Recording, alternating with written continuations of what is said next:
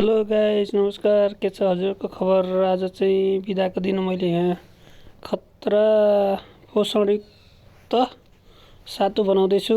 त्यसको लागि चाहिँ मैले आज यी गेडागुडी चाहिने गेडागुडी सब भुटेँ होइन। भटमास अनि मुङको दाल अनि त्यहाँबाट यो मस्याङ हुन्छ कतै कतै होइन, झिलङ्गी भन्छ नि, त्यसको दाना भुटेर ट्याक्क रेडी गर्दैछु होइन।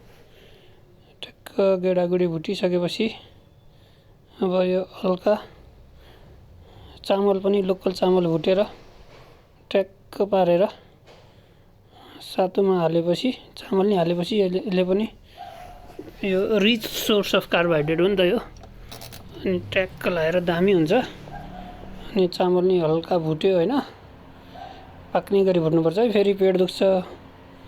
चामल भुटेपछि, चामल नि भुट्दैछु, टन्नै भुटेको नि त।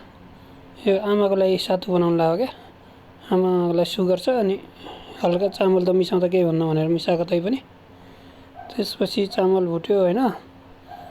चामल भुटिसकेपछि अब मकैको पालो है गाइस। मकै पनि भुट्यो, दुईटा कराईमा मजाले मकै भुट्यो। गर्मी थियो उस्तै, पसिनै पसिना आउँदै गर्मी। मकै भुट्यो दुईटा कराईमा, यस्तो गर्मी थियो। मकै मजाले भुटेपछि गेडागुडी नि रेडी भयो, मकै रेडी भयो, उता चामल नि रेडी भयो गाइस। सबलाई अब नाङ्लोमा हालेर मिक्स गर्दैछु है म, खतरा दामीसँग मिक्स गर्ने। त्यसपछि मकै भयो, यो चाहिँ ठेट्ना मकै क्या, फुल धेरै नउठ्ने ठेट्ना मकै भयो भने राम्रो हुन्छ।